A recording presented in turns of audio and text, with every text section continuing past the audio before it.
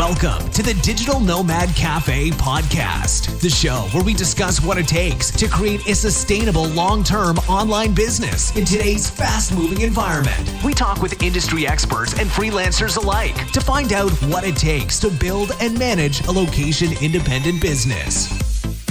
Hello and welcome to the second episode of the Digital Nomad Cafe podcast, the show where we connect with, learn from, and pull inspiration from other entrepreneurs, online business owners, and remote employees from around the world. Very excited to bring you today's episode. Our guest has a wealth of knowledge in both building businesses and managing online teams. So in today's episode, we're going to discuss how Jonathan has built multiple online businesses and service offerings while traveling the world. He also manages remote teams, but has a little bit of a different approach with actual physical offices in the United States, UK, and India. And we're going to dig into some real actionable business advice that often gets neglected or looked over in the digital nomad community. And we're going to discuss why it's so important to lay a solid foundation for your business. I met Jonathan back in, I think it was 2015 at the Brighton SEO conference. And we hit it off because we were both in the same group, which is full of UK SEOs. And we all went out for dinner together and met up. Hello, Jonathan. How is everything? Hey, Adam. Everything's going very well. Thank you so much for having me. Thank you for taking the time to come on and be a guest and, I suppose, share your story and your experience. You have quite a unique business. You have offices in 3 countries and you offer a range of digital marketing services to your clients. So I think it's going to be an interesting interview. You have a lot of insight on both building businesses, but also managing teams and remote employees. So I'm glad to get into it. Why don't you give us a wee bit of an introduction to yourself and your businesses and, you know, your service offerings? Sure, absolutely. So as you've so eloquently said, my name is Jonathan Kiekbusch. I operate a couple of different brands in the digital marketing space. I operate the most well-known of my brands is called SEObutler.com, which is essentially almost a wholesale operation to marketers and marketing agencies alike. So essentially what we do is we supply marketers with the tools and services and products that they need to run their campaigns, no matter if they're in the client space or the affiliate marketing space. We also have another company called i2W, which is sort of our umbrella, and i2W works directly with other businesses to help them with their marketing efforts. We usually work sort of with larger corporates in the US, in the UK, in Canada, in Australia, pretty much everywhere where English is the main spoken and written language. So, you know, my journey into the internet marketing space has actually been quite, I want to say quite an unorthodox one, because I never really saw myself going into it. I was always interested in business and in sales. I pretty much stumbled upon this, to be honest with you. When I met you first, you had a security firm, wasn't that correct? That's right. And that was like a legit, you know, physical business, if you will, as opposed to a purely online business. So, you know, that was when I first met you, that's what you were doing. Exactly. So when, you know, I'm actually born and brought up in Germany, which I hide extremely well. But when I moved to the UK, which is now about nine and a half years ago, I actually started in a usability company as a sales director. And my role in that business was to manage the sales for this usability testing company all over Europe. I did that for 1.5 years and I thoroughly enjoyed it. And it was the reason why I moved to the UK. After 1.5 years, they made me redundant because this was at the end of 2008 and the tech bubble in the US, well, the housing bubble in the US had burst and all the money was sucked out of the European business by the American counterpart. Long story short, I was really fed up. I didn't really want to work in the online or sales space anymore. And so I somehow decided I was going to found a security business. And I did that for 3 years. We did everything from covering retail operations, so, you know, having guards in jewelry shops and stuff like that, to doing events, to doing surveillance, and to doing bodyguarding. it was towards the end of the 3 years of doing of running the security business that I came across a guy called Luke, who ended up being my business partner in this business. We started just looking for opportunities online, and we tried to build an SEO agency to begin with, but we were both really, really green, and so we failed miserably initially, to be honest with you. We didn't know how to sell the product. We didn't know how to provide the service correctly. So it failed. And all along that time, I was still operating the security business. And then we came across a couple of Facebook groups, and all of those Facebook groups were all around PBN building, actually. So, building private blog networks, which people were using to manipulate the Google rankings and improve their SEO.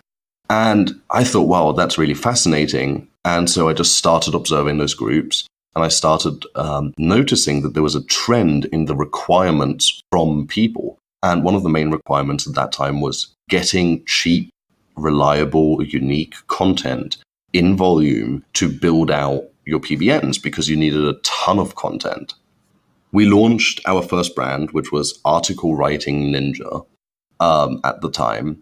That was literally all predicated around selling cheap content that was written in the Philippines that, we could just churn out at volume by hiring virtual assistants over there. That took off overnight really aggressively just by us posting in Facebook groups and people sort of loving the fact that rather than having to deal with 10 individual Filipino VAs, they could just deal with us as a single entity and place their order. That would usually go out to 10 different people. We realized, though, that it was really unsustainable because they would be really unreliable, the quality would be unreliable, and we wouldn't really have an edge. So what we introduced was a really special service, which is where we introduced our edited Filipino content. So what we did is we hired a couple of American college students to proofread the content that was written in the Philippines and to just give it sort of like a 5-minute overhaul, right? And because they were just proofreading and they were not actually writing it from scratch, it meant that we could pay them next to nothing per article, but it would still improve the quality of that article significantly. And that really launched that product into the stratosphere. Before we knew it, we were, selling like 1,000 articles a month, and it was going really, really well. And that's when we realized, hey, why don't we start offering other services that sort of supplement that? So we started offering the PBN builds themselves, and that's how we then founded our brand PBN Butler, which recently only has been rebranded into SEO Butler. Over time, we were then able to sort of form this brand that was based on excellent customer service, which was something that was really missing in this industry. Everybody could get good products, but the suppliers would be unreliable, or they wouldn't reply to messages, or they wouldn't deal with issues in the right way. And so we said, well, if that's what people are looking for, then let us put some real focus onto customer support. And by doing so, we actually invested next to nothing into marketing, because all of our customers would market the brand for us. And so over time, it just grew and grew and grew, and we started investing into infrastructure as far as teams, etc. But I think I'm going off the rails a little bit. No, absolutely not. I mean, everything you're saying is legit, and it's part of was part of the process. You listened to the market, you offered what people were asking for and looking for in that market. I personally started off as a freelance writer, and I used to manage outsourced writers, and then I got into quite similar, started SEO kind of coincides with content. You can't do one without the other, really, and I started doing a link. So I would find those expired domains. I used to actually, be contracted. So I had a person who used to buy them off me, and I charge them like €200-300 per domain that I found, and I had to meet certain metrics. So similar in that, I listened to the market, I found what people wanted, and, it was content, which is always a commodity that people need. Good quality content. Anybody who's looking to get into the digital nomad, world, or start out as freelancer, by all means, there's always a need for reliable people to do content, but also, like you're saying, at scale, like with regards SEO agencies. And, in episode 1, me and Carlo definitely talked about this, where one of his tactics right at the start was literally just Google all the SEO and marketing agencies in the UK and send them emails and be like, hey, I'm a freelance writer. Do you need some writing work done? Here's my portfolio. And that's where we got his first clients. Right. So instead of trying to go directly to the business, you're going to, if you will, a service provider who already has the business but who needs help. Yep. I feel like, you hit on a lot of very important points there. And, one unique one is that this all grew out of Facebook groups. This, there was no running ads, no building your agency, doing PPC and all this sort of stuff. It literally built out of joining groups, listening to what people needed, finding a solution to that problem, and then, offering it and, optimizing and refining it as you went along. Everything that you said wasn't a tangent, and it was a perfect speech, if you will, with regards how you got to where you were. And I feel like there was a lot of very important points. Just, I suppose, to dig into it a little bit further, if you were doing these articles at scale and, still, you obviously have to make a margin. Now, I'm not going to ask what the margin is, but were you hiring these people in the Philippines, let's say, on a full-time salary, and based on that, they had to achieve a certain amount of articles per day or per week? Or was it they write an article for X and you charge Y and there's just a bit of a commission in the middle? How did that look with regards outsourcing? So when we first started and when we were still operating under the PBN Butler brand, and when we were doing the super cheap content, we had to retail, to be competitive, we had to retail our SEO content at like $4 to $5 US dollars. And that, of course, doesn't leave a lot of margin, no matter what way you look at it. I mean, most people wouldn't touch a product if it made them $4 margin, let alone less than that. We took a couple of different approaches to ensure the quality was there and that, the model was scalable. So the first thing that we discovered was that it was really difficult to actually hire reliable people from, say, the Philippines via the international job boards, because what we found is that those people were people that were ultra aware of the industry and were always chasing the next better paycheck, right? So basically what they would do is they would apply for the job with you, they would make some money, and then while they were making money with you, they would be applying for other jobs on these international job boards that would pay more. And as soon as they got one, they would just disappear. They wouldn't even give you a heads up. The first thing that we did is we hired a manager out in the Philippines full-time, that we paid a weekly wage to. And her only job was to find and recruit educated English writers. And so the edge that we had was that she would be able to actually place ads in local newspapers and local Filipino job boards. And by doing so, we got English teachers, we got all kinds of people that were really educated and really driven and really dedicated. And so what we did is we paid the writers on a per article basis, because a lot of them would actually have a day job and then write 4 or 5 articles in their evening versus, a couple of writers who actually wrote for us full time. Now, on top of that, we then had to pay, obviously, the manager. We had to pay, little costs like the copyscape credits and stuff like that, in order to, check it for plagiarism. And on top of that, we then also had to pay the American proofreaders. So all in all, the margins were extremely slim.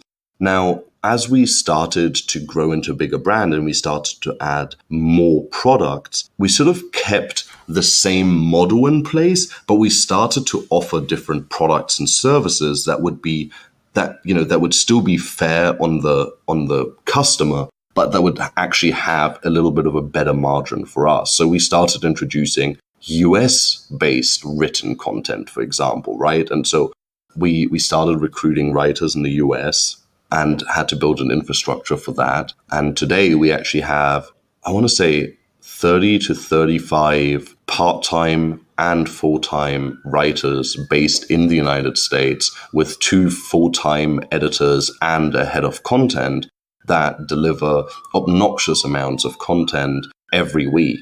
In order to do that, we had to find a solution again to find the right kind of writers. One of the things that we really struggled with was that for SEO purposes, the content a lot of the time needs to be very good content, but it doesn't have to be copy level content, if that makes sense. So it doesn't have to be the kind of content that an elitist is going to write that will charge you, $1,000 to write a landing page, which they're completely entitled to do. But a lot of the time we were writing ridiculous amounts of content for like affiliate review websites that need to have 20, 30, 40,000 words of content. And those website owners are never going to be able to pay $1,000 per page. They moan around about $100 per page. They would focus definitely on getting these sites live. And that's where you really came in. You could offer at scale, like, I want to launch this site with, 50 articles on it. Go to your team, get the 50 articles ordered, have them turned around in a short period of time. And, then they're off to the races and with their new site. Exactly. And so what we did is we actually started working very closely with a couple of universities in the US who have copywriting programs. We started to sort of institutionalize that program to where we are now actually being recommended as an employer by different universities, and they send us their graduates. At the same time, we're able to provide internships to those that are still in school, that are completing their, bachelor's or master's degrees. And so we actually help shape their future by being able to give them a lot of the stuff that they are not going to be learning in college or in school, but, the real world stuff, so to speak. So, we've got some of our best writers out of these kind of partnerships who, have finished their school 2 years ago, but are still working with us full time as a writer and who are providing an excellent service. But a lot of work goes into it. By now, we have a complete training website for our writers that literally just has everything about how to write content for SEO purposes, basically. So it has everything from like, what should a buyer's guide look like? What does what does a keyword density mean? And how do you compensate for it? Blah, blah, blah. And all of these kind of tools we've built over time in order to institutionalize what we're trying to do, rather than doing it fresh every single time that we bring somebody on board. And I think that's something that's really given us the edge to be able to scale, because we now have the SOPs, we have the tools. And so when somebody new comes on, every person in the supply chain knows exactly what they have to do to help that person get started. Yeah, it's the one-to-many approach where you do those videos once, you do those training once, and it doesn't matter, like you're saying, if it's one new writer or 10 new writers, you train them up. You have the training system in place, so you're not expecting them to know everything what to do. You have your own process for how you would like them to do, let's say, a listicle article or a review article or a how-to article, which are all very common with regards to the affiliate SEO side of things. Those are the sort of articles that people will be ordering. Like you're saying, it's great that you have a system in place, and I'm sure there's probably writers who are better suited to specific topics and niches, and you're aware of who goes, which article goes to which writer and things like that. So exactly, it's really important, and I suppose that's a good lead into discussing the tools that you would use. So from a project management perspective, you've named multiple businesses, you've got multiple offices, there's lots of different people. Now, you did hit the nail on the head when you said the first thing you did in the Philippines was hire essentially a project manager. Is that the model that you approached with each area that you move into? Or, do you hire a manager and then give them the tools and the resources to go about building their own team? Or is that something that you personally would be very involved in with regards to hiring and then, refining the processes? How does that look? So as a fundamental rule for us as a business, it's all about the people. It's sort of pretty much the answer to everything. We focus all of our efforts on the people that are as part of the business and what we can do to enable them to do better and be, live a happy life and, succeed and be productive and efficient for the business as well. But what we found over time is that the more we invest into the people, the more they invest into the business. As far as tools are concerned, we kind of do a vast amount of things, so it's quite diversified. But the main focus for us is we do a lot using Google Sheets. We use Skype as well as Slack. We use Trello a lot for sort of building pipelines and fleshing out ideas. We use the Google Docs suite extensively, but we're actually in the process of building our own complete backend, so our own sort of intranet. And that's just because what we found is that over the sort of 3.5 years that we've been going, we actually have developed out a ton of individual processes for every product and service that we fulfill that have become relatively disjointed by not being joined up, right? So, we have a process for the content team, and we have a process for the citations team, and we have a process for the SEO agency, etc. But these are all individual processes. And so what we're doing right now is we're actually working on a complete internal infrastructure that brings all of these processes together into one sort of magical suite, if you will, that basically, just runs the whole business and is at the core of it. We really use a huge amount of different tools, but we're sort of condensing it down as much as we can. So as you were going through these growing pains, was there things that, you would, looking back in hindsight, you feel that would be good advice or good learning mistakes that you would feel that other people shouldn't make, or you would like to try and help them mitigate? So as you were growing, as you were scaling, you're hiring new people, did you really focus on creating these standard operating procedures at that time? Or did you kind of, let it get busy and then realize that you had to create the SOPs? How did that process look from your end? So, for anybody that really wants to grow a business of any type, really, this isn't really just restricted to the IM space. But for me, the biggest learning curve was really the business side of the business. I believe that it's actually very easy to make money in today's day and age. Like you said right at the beginning when we started our conversation, that, there are always writers needed. And you could start today, and if your English is pretty good, or your native language, if you're German, and you can write fluent German, you could go into Facebook groups, or you could email businesses, and you could get in touch with them, and you could get work probably today. But what nobody really talks about that much is the business side of it. And I think, for me, the biggest growing pains and the thing that really enabled us to scale was understanding what we're really good at and what we're not good at. And so what my advice is if you start a business, make sure you do it right. And if you have a partner, get all your paperwork in place. So in the UK, if you have a limited company and you have multiple directors, make sure you have your shareholder agreements in place, etc. Because, 3 years in, I faced myself with my business partner wanting to exit the business and me having to basically face the music, because we started off as very, very good friends. And on what we thought was just a small project, we never put that sort of paperwork in place. And now I had to pay the price for it, right? Because you're negotiating from a point of weakness if you haven't got these kind of documents in place, and you end up having to pay to basically put them in place. So it's well worth investing, the grand or whatever you'll pay a lawyer to put all these documents in place when you start. The other thing that I think has always helped us as a growing business and an aggressively growing business, we've at least doubled every single year that we've been in business, is from day one, we've had a bookkeeper on retainer. And that meant that at any given time, we have the money to pay our taxes. We know how much we have to pay for our personal taxes. We know all of these contributions. That is something that cripples a lot of businesses that suddenly start to make a lot of money. They're not aware of what it actually takes to run a business. And then a year later, they get hit with, a £20,000 or dollar tax bill, and they don't have that money. And all of a sudden they go under and they fold or they file for bankruptcy, etc. So, for me, I think that it's very important to be very honest with yourself and super self-aware of what your strengths are.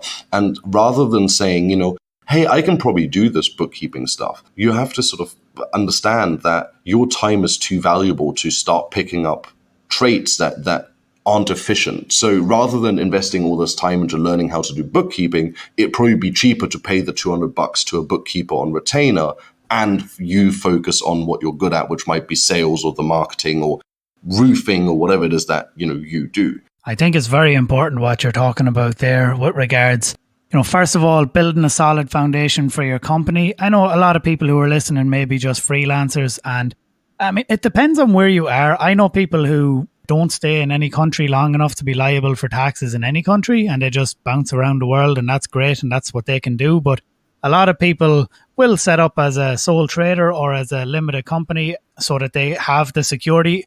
As a limited company, you have more security because the business is liable for any debts or any, lawsuits or anything that could potentially, without going into the negative, potentially if somebody did try and sue you or whatever, at least if you have a company, you're secure and they're not coming after your personal assets. And, I do believe it's important with regards to bookkeeper too. I personally didn't pay too much attention to that my first 2 years, and I got stung with a big tax bill that I wasn't expecting. And, I wasn't doing anything wrong. I was just reinvesting back into the business. I was getting, making loads of money, but I was pumping all that money back in, but I wasn't taking out the money for the taxes. Yeah, I just got hit with a big ass bill that I wasn't expecting. And then it was stressful because you're like, oh, where the hell am I going to get thousands of euros out of?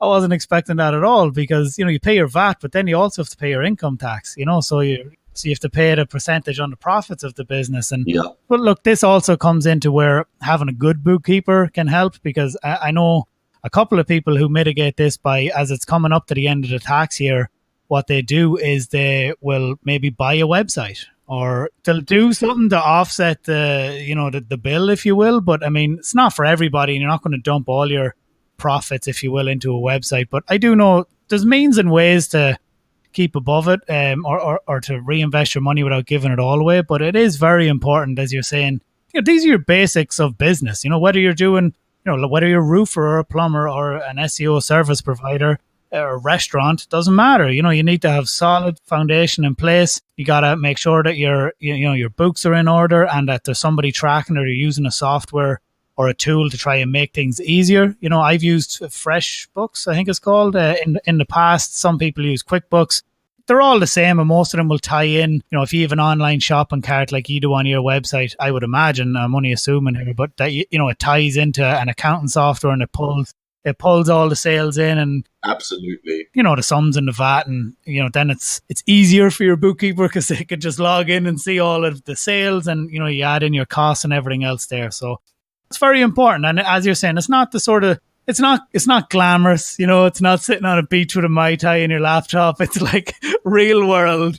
This is what actual business people have to deal with.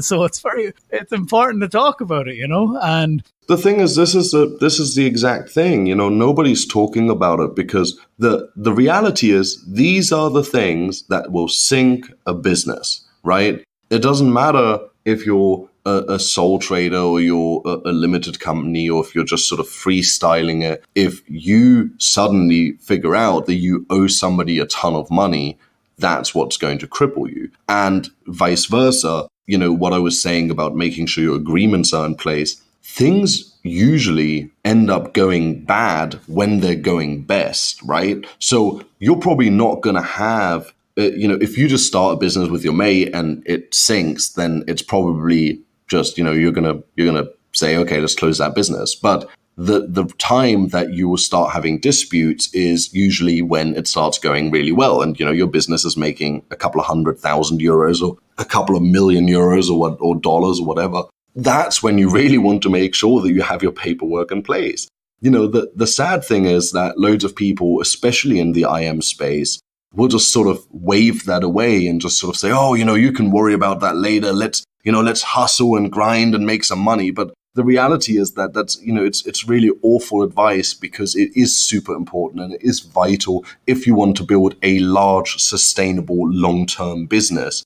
And of course, if you're a freelancer and you do some online writing and you just want to travel and have a good time and make some money on the side, that's cool and that's fine. But if you want to build a large, sustainable business that will make you money while you're awake, while you're asleep, etc., do yourself a favor and get some advice and make sure that you're clued up. I'd certainly agree with that. And I when I started out, it was very much just getting paid into PayPal from, whoever I was working with. But then as things progress, like you're saying, I suppose there comes a point where you're either going to do it or you're not. And I decided then to go ahead and do the sole trader and then switch to limited company. So, I mean, I've been through the process of, having nothing, doing the sole trader, then doing the company. So that's been my own personal evolution, and I'll stick to that. I've a company registered in Ireland, and that's how I'm approaching this. You have yours in the United Kingdom and probably in the United States as well. Yeah. With all of their lovely confusing taxes. I wouldn't even want to get into talking about that.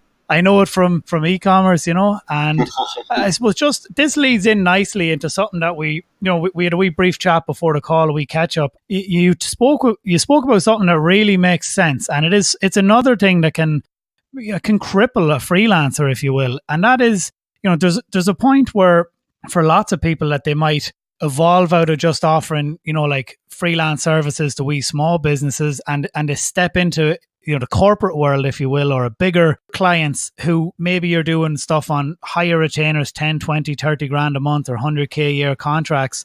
And they don't pay you weekly.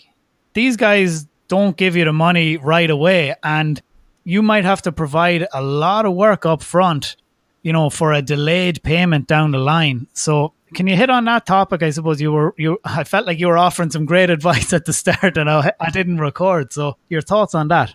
So basically, what we were talking about, which you've just recapped so beautifully, is the fact that a lot of people don't realize that as you grow into the more corporate side of, providing online services or any services for that matter, you will be at the mercy of the companies you're dealing with.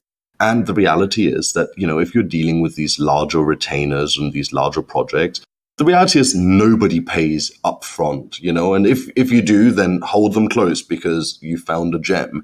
But the reality is that most of these corporate companies will pay on net 30 terms or net 45 or net 60, meaning that after the work is completed, you issue an invoice and they will pay you after 30 days. And most of the time they miss that and you have to send a reminder and then they'll, take another week to pay you.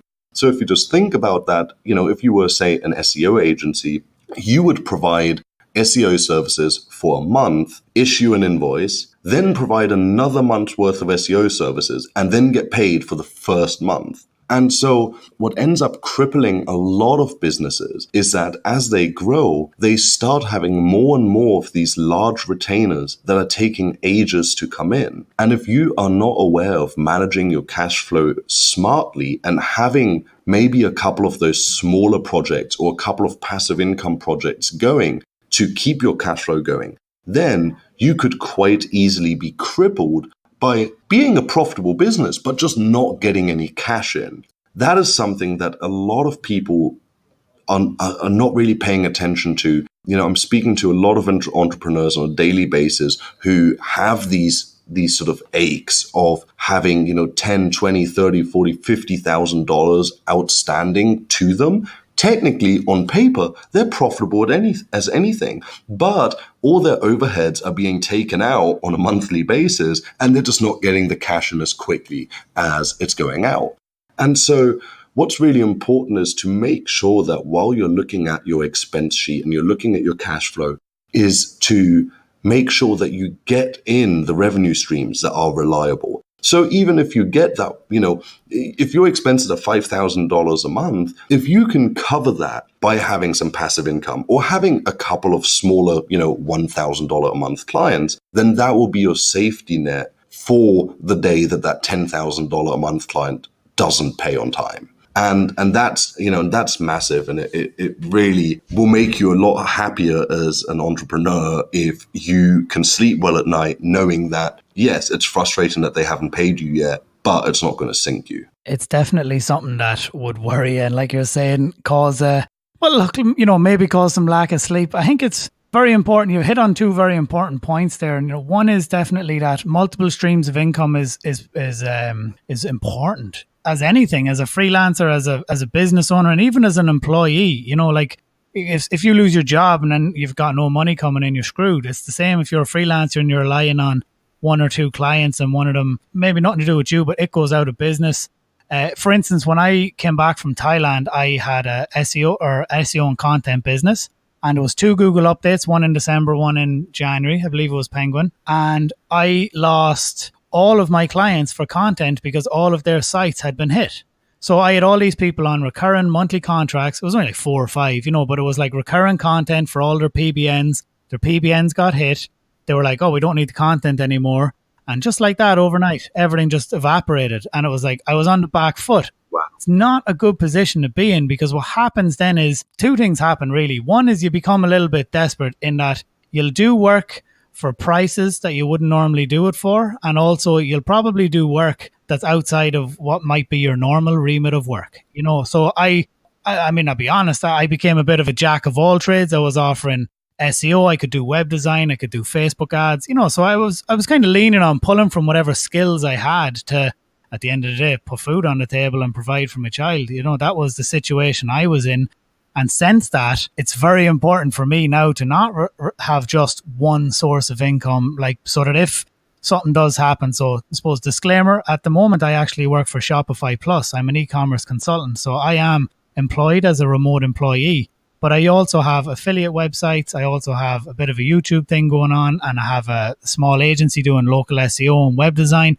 I have a couple of different things. So, God forbid if Shopify sacked me tomorrow, I wouldn't be completely out of pocket, So I think that's very important for people to realize. And in the context of what you're talking about here with regards having these big clients, this is so common in construction. And it's like one of the number one reasons construction and building companies go out of business as well, especially in Ireland and in the UK too, where take on these big projects, they do it, they're not getting paid for another 6 months, but they've got another project that they need to do, like right now, but they can't, you still got to pay the subcontractors, you got to buy all the materials and all the tools, like it's the exact same scenario. So once again, this is just business, it's like, this is how business works in whether it's online doing SEO stuff or whether it's construction job. Like it's very similar. The traits are the same, and it's very important to manage your money, create those multiple streams of income where possible. And, like you're saying, both have your taxes in order, but also try to build a buffer so that you can deliver on these, on these longer term projects,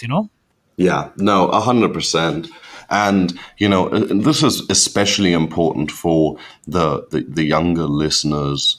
Just have to be realistic about the fact that they're probably never going to get a decent pension or anything. So, the same thing that applies to running your business should apply to running your lifestyle. One of the things that was very realistic for me from, a very early age was that I knew I was never going to be able to rely on an inheritance or a pension of that sort. So I always knew that my goal would be to invest into properties that would essentially pay me through people paying rent, a form of a pension.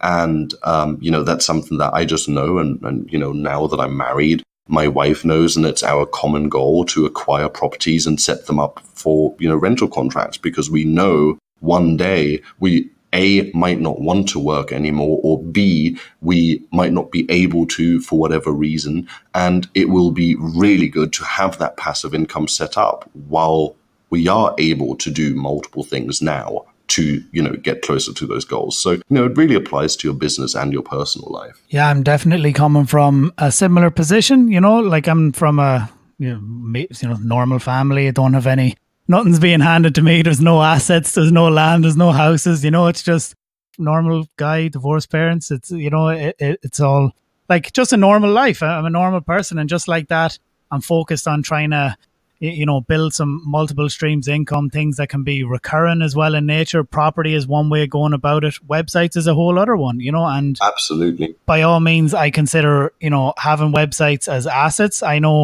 suppose, look, you'd be similar to me in that we talk with people who are in this space, and it's kind of funny. It's like, somebody who does so many of some things, if that makes sense. It's like, I know guys who rank and rent local SEO websites for £1,000 a month, and they've got 25 of them rented out, and they're making 25k recurring every month, and they're singing it. Other lads who are doing affiliate SEO, who are doing Amazon stuff, doing 10, 20 grand a month. Other people who run agencies and just do it really well, and have good outsourced team. Like, I suppose we're coming from this where you see lots of different people doing lots of different things. You feel like if you put your head down and commit and invest and focus in on some of these over a period of time, that hopefully, something will work out, but like, it's not all luck. It's, luck is intelligence, having fun, Without a doubt. And Adam, I think, I think it's an unpopular statement to make, but I think that making money is probably the easiest part. The hardest part is finding the people to make it with you. That's an interesting concept. I'm sure plenty of people might challenge you on it, but you've got good business. You've got good business acumen. I think that's where a lot of people fail. You might be a good web designer, you might be a good graphic designer, or SEO, but maybe you don't have that. Like, you've got that confidence, that ability to pick up the phone, call people, reach out. And maybe some people need to build that they don't naturally have that confidence when it comes to sales. Essentially, is what it is. You're selling yourself, you're selling your service. So, would you have any tips for people who are in that kind of a position, who maybe they're trying to build their confidence, they're trying to reach out more? Have you any advice for people who are in that sort of a situation? I think that you've already mentioned a great way of doing it earlier, which is that if you're not the kind of person that, if you're, for example, a highly skilled creative, but you struggle to deal with individual people, then maybe your role should be to reach out to agencies and see how you can supply them with your services for their clients, because you would be dealing with one or two account managers who then manage 30, 40 clients, meaning that you can maximize your profit or your workload from this one stream of work. And as you then build up your portfolio and your courage and your experience, you can then start working directly with clients. I think that the other thing there that's super important is that, again, self-awareness. There are plenty of people out there who should not be in charge of a business. It's just as simple as that. There are people who should be a number 2 or number 3 or number 5 in a business, and who would do 10 times better at that. And that self-awareness is super important, because you can try and struggle to build your own business for years, but then you find out that, actually the one thing that keeps holding you back is that you really suck at sales, or you really suck at dealing with people, from a support kind of role. And you then have two options. You can either hire somebody to do that for you if you have the budget, or you partner with somebody who can take that role on. And that's really important. People keep trying to be the jack of all trades, doing everything in the business. And the reality is that it's a really under-optimized way of running your business. Like, the reality is you're not good at everything. Nobody is. And once you're okay with that and you realize that, you can bring in the people to help you and supplement those things that you're not good at. And all of a sudden you'll find that your business blossoms, and you're 10 times more successful, and you get to do the stuff that you enjoy and that you're good at. I agree with all of that 100%. Even with regards to this podcast, I suppose I delayed on launching it because I installed Audacity. I was trying to figure out how to edit audio, and and then I just closed it all down. I was like, screw this. It was frustrating me, it was getting annoying. And then I was like, do you know what? If this is going to happen, and if this is going to be done right, it has to be outsourced. And I have somebody, he's a guy actually from Ireland called Colm. I found him on Upwork of all places, and he lives like an hour up the road from me. And I just posted for a podcast editor, and every episode now just gets dropped into Dropbox. He goes away, does everything, edits all the sound, links it up to the RSS feed. Like, that was the only way that this was going to work. And even for the show notes, I was like, because, I have, a full-time contract. I have my own business on the side. I do not have time to be editing audio. I really don't, but it's something that I want to be doing. So, that's that self-awareness thing. Like, I am aware that I have limited time, because, I have a lot going on and a child, and, I just not getting involved in things. Even Photoshop, I always said I'll never download Photoshop because it's a rabbit hole, and I'll go into it and I'll never come out. So 100%, yeah. I personally stay away from Photoshop, because I'd end up spending days in there, trying to figure it all out and learn it all, when you're just better off sometimes just finding that person who's already done all that work. They've learned the skills, they've acquired it, and they're somewhat skilled and professional at what they're doing. Just with regards, I'd like to circle back, as I suppose we're both involved in SEO. I just kind of wanted to mention that SEO it's one of these topics that has been, it's got a bit of a sleazy element to it sometimes. And there's definitely, in these groups and things, you see a lot of what I would say poor operators and bad players, just people who are spammy. And even business owners, when you're approaching them, a lot of them have had all these emails, and oh, get your site number one in 10 days. Like they get these emails every other day from all these. They're not delivering services to the level that, let's say you or I, or, some of the people you work with will be delivering. They've painted a bad picture of it. So how would you say that have you come up against that challenge, and how have you helped to, mitigate it? Honestly, we have, but one of the things that made a huge difference for us is that we stopped going after small business owners. So the way that we did that is we launched something called the Agency Partnership Program, in which we partner with salespeople and agencies to do all of their SEO fulfillment on a white labeled basis. So that basically quenches our thirst for the small to medium clients, right? Because all of these guys go after the, €500 a month type clients, and we then just do the fulfillment on the back end. As an agency, we really just go after the direct large corporate deals. And there we don't really get that sort of pushback, just based on the fact that these guys have in-house marketing teams. They know what they're looking for. They are educated on the subject matter to a point. I'm not saying that they actually know the stuff that we know or they do it themselves, but they know about it. It's for us, a lot of it is about the proposal as well. When we go after these kind of larger proposals, we might send them a 15-page proposal.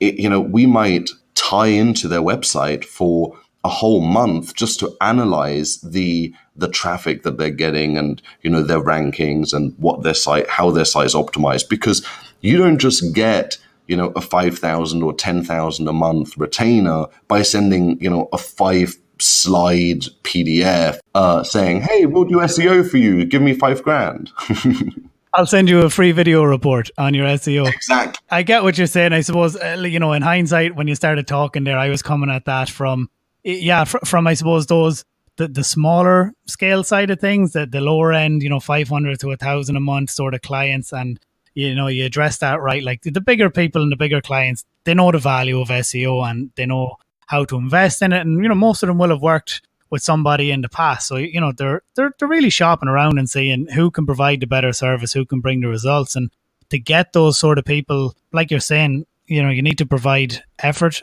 far more effort in those proposals, and, spend some time getting into the nitty gritty, get Screaming Frog, get SEMrush, get Ahrefs, get them all loaded up and do some analysis and, send over some recommendations essentially. And then they're like, oh yeah, those are the things that we want to do, and you can put your team to work. For sure. And with the smaller clients, when you're going after those, I think there are two elements that are very important. The first one is to not undersell yourself.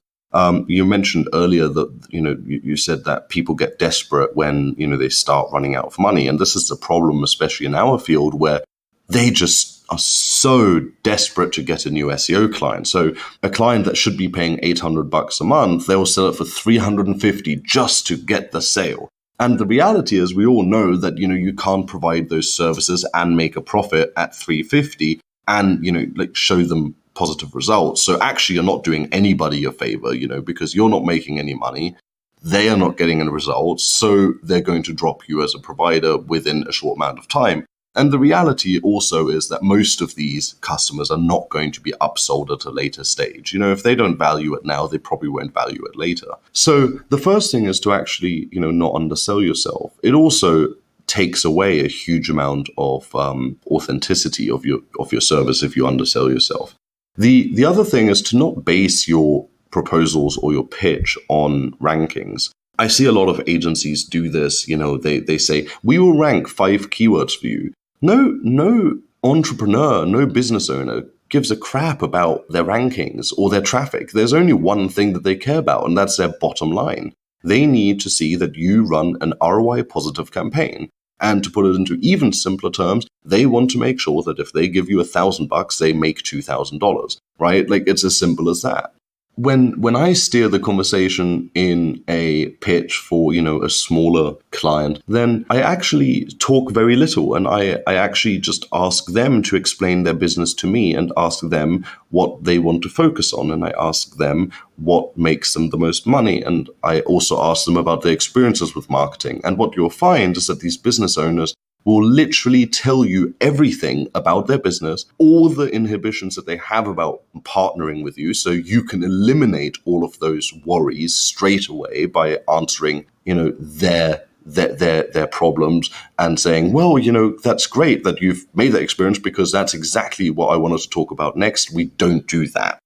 And then focusing on an ROI-based campaign. So, if you're trying to pitch a dentist and the dentist says, well, one of the main things that we want to focus on is Invisalign, invisible braces, and per customer we make, I don't know, £800 or euros or dollars profit, then it's very easy for you to say, well, that's interesting because I was taking a look and, there are a couple of keywords that I'm going to be going after.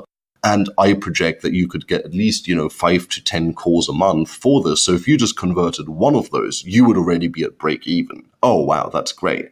So essentially, if you look at that from a macro point of view, you're then able to sort of justify that if you only do 10% as well as you plan to do, they are already going to be at break even or at a profit. And so you're basically making it a lot easier for that client to make a decision. I feel an important part of this is that you're actually genuinely trying to deliver a valuable service. Like most of these small business owners, they want calls and they want customers. That's what they want, especially, generalizing the service-based industries, if you will, So they want calls, they want customers. That's what's important. That's what drives the bottom line.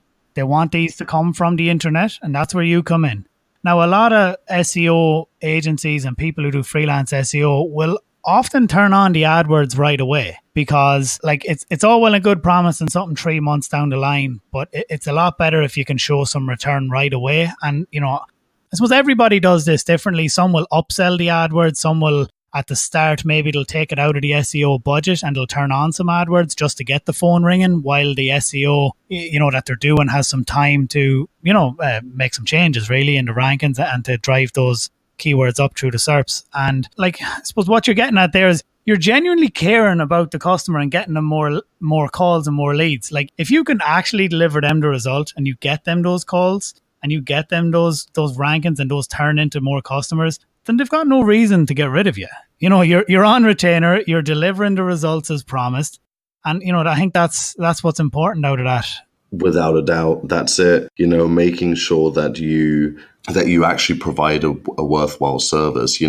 It's the end all. I mean, the thing that's funny about it too is the fact that people get super pigeonholed into what they want to offer the client. But the reality is, as you just said, the client doesn't care. They don't care if you do SEO, if you do Facebook ads, or if you do, PPC, or they don't care if you stood on a street corner with flyers. As long as they make more money because of you, they're happy.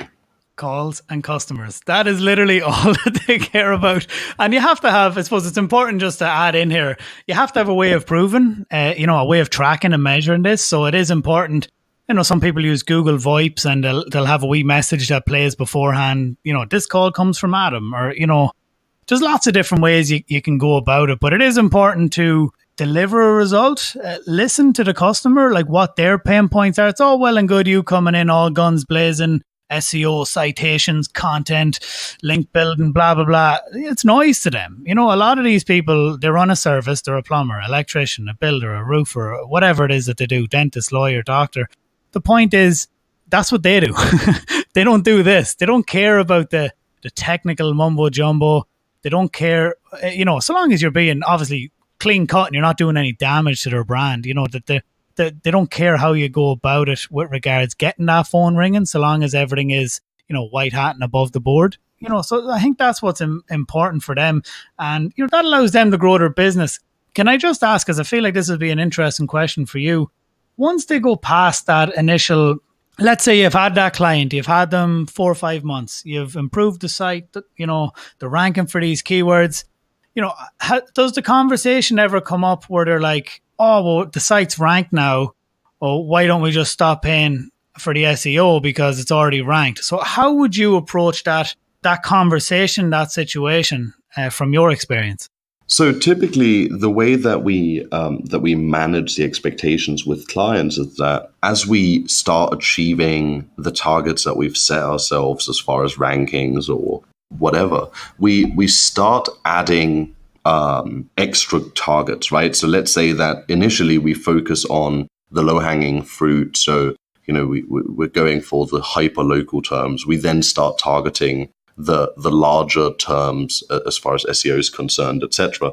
So basically what we end up doing is we end up working with them to continuously improve the campaign. So one of the elements there could also be that we suddenly discover that their conversion rate is particularly low. So we say, hey, you know what, this month, since your SEO is going really well, we're going to focus a little bit on conversion rate optimization. So we're going to run a test on one of your landing pages and optimize it to make sure that it actually converts at a higher percentage, because it's a really easy win, right? If they're already getting traffic to that page and we make a couple of tweaks and then the conversion rate jumps by 4% or 5% or more, then that's an easy way for them to make more money the next month. So, we keep reinventing it. And we also aren't afraid that if, so for example, it's a super local client that doesn't want any more than what they have, we're not afraid for us to offer them a maintenance package and say, look, you know what, we'll just cut the price in half.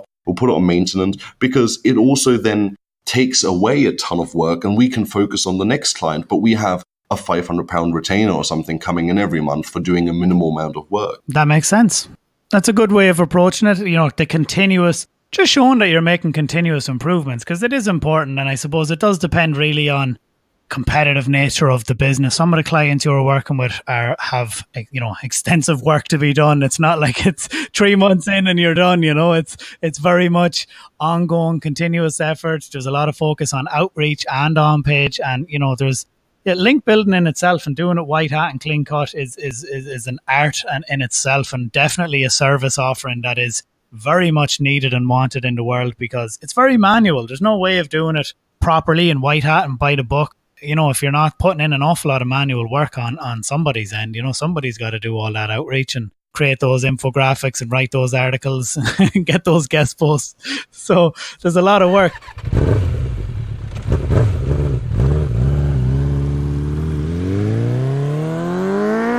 Get into the quick fire round. Bit of a fun, really, like to see which tools you use and things like that. So I'm going to jump right into it. Okay, so Asana or Trello? Trello. Coffee or tea? Coffee. Conquer or Fiverr? Fiverr all day. Lead pages or ClickFunnels? Lead pages. Do you like working in hotel lounges or cafes? Hotel lounges. Where's your favorite holiday destination? Ooh, I'm just going to say Thailand. Everyone says Thailand. Favorite city to be a digital nomad? Great question. I'm going to switch it up. I'm going to say Berlin. Why not? Yeah, that's a really cool city. SEMrush or Ahrefs? Oh, that's tough. I'm going to say Ahrefs for the accuracy. Fair enough. I suppose it depends on what you're doing, doesn't it? Exactly. I love and use both tools on a daily basis. Yeah, fair enough. Same as. So the last book you read? Actually, I just reread The Subtle Art of Not Giving a Fuck. Yeah, it's brilliant. Mark Manson. Yep. Favorite podcast? Oh, I have to be honest with you. I listen to next to no podcasts. Fair enough. I only listen to 2 or 3 myself. Yeah, no, I find it very tough to focus while I'm listening to them. So I tend to not do it. It's only when I'm driving I tend to do it a lot, because you can't work and listen to podcasts because you're trying to listen to what they're talking about. Exactly. Two blogs that you follow.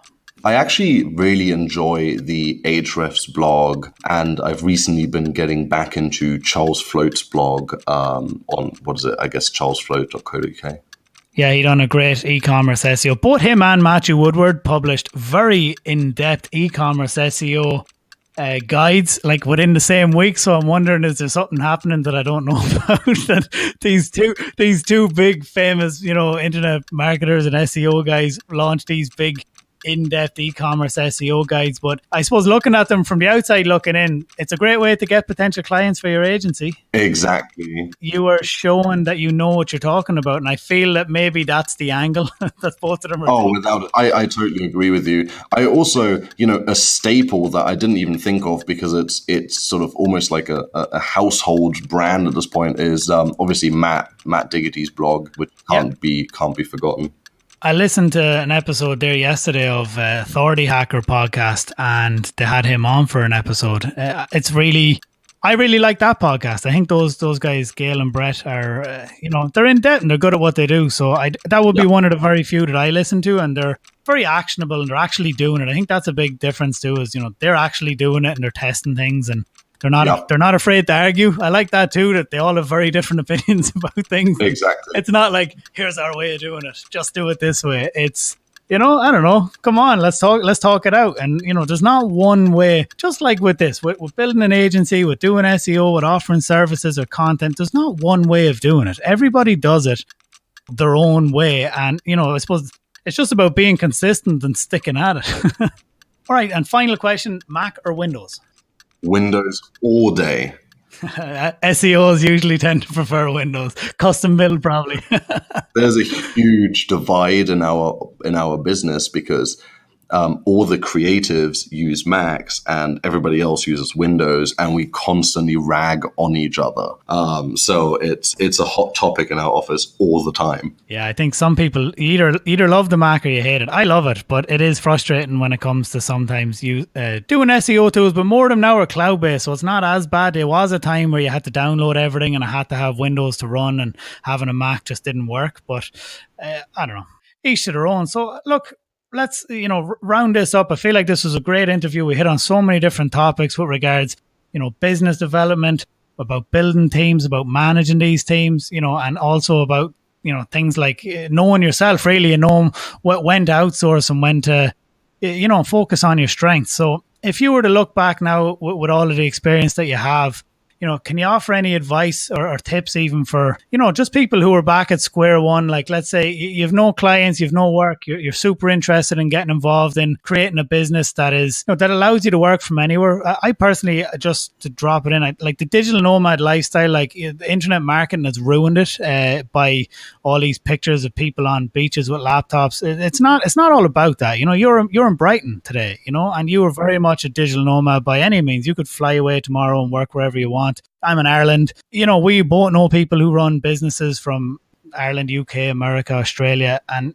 they're not in Bali in some beach hut, putting stuff on Instagram. They're running businesses from real places. So yeah, I just like to gain that context once again for the younger listeners, because it's not all about that, and what you see online. So so looking back, what would be your advice, I suppose, if you were back there and you were looking to get involved? I think the biggest piece of advice is to not overthink the whole process. The most important thing is to get started. You don't have to be an expert to get started. A lot of your experience will come with practice. And so, I see too many people getting stuck in sort of analysis paralysis of trying to just constantly learn, and they keep buying courses and they keep consuming content, but they don't actually start. And the reality is you can start today. And if you're serious about doing something in this industry, then start today. And, there are no excuses. And if you have a day job, then you have plenty of time. You have plenty of time in the mornings, and in the evenings, it might just mean that you have to wake up a little bit earlier, not watch Netflix for 5 hours, so just get started and, drop your excuses. Yeah, excuses are like arseholes. Everyone's got one, but nobody wants to see yours. Nobody wants to hear yours. So sorry, I read that somewhere recently and I thought it was the funniest quote ever. I was like, that is excuses in a nutshell. And that's amazing. I think what you're saying is important, and it's beneficial for people to hear, because you can get stuck in analysis paralysis. You're not going to know SEO in a night. You're not going to become a fully competent web developer in a day. But it is important to just move the needle and do the next thing that's in front of you, and stop. And I would also say, don't look at where other people are after years of effort and be trying to compare yourself, because they got there because it was a process, and it took a lot of time, and it took a lot of energy and effort, and you're not just going to get to where they're at by tomorrow, essentially, but I think that's important too. So thank you very much. Do you want to let people know where they can find you? Sure. I mean, you're more than welcome to come and visit us at seobutler.com anytime, and shoot me a message about just about anything. I'm always happy for a chat. And thank you so much, Adam, for having me. Perfect. Thank you for coming on. It's been great, and you have a wealth of knowledge and experience, and I hope that the listeners found it useful. Thank you for listening to this week's episode of the Digital Nomad Cafe podcast. I hope that you found this inspiring, actionable, and full of knowledge for those of you who are looking to set out and create your own business, and also those who have a business and are looking to scale it. Jonathan brings a wealth of experience from his multiple service offerings, and his experience building teams is second to none. We hope you enjoyed this episode. Make sure you share, download, give us a rating on iTunes, do all that good stuff so that we can reach more entrepreneurs and digital nomads around the world. Thank you for listening to the Digital Nomad Cafe podcast. Head over to the website to access the resources and links mentioned in today's episode at digitalnomadcafe.com.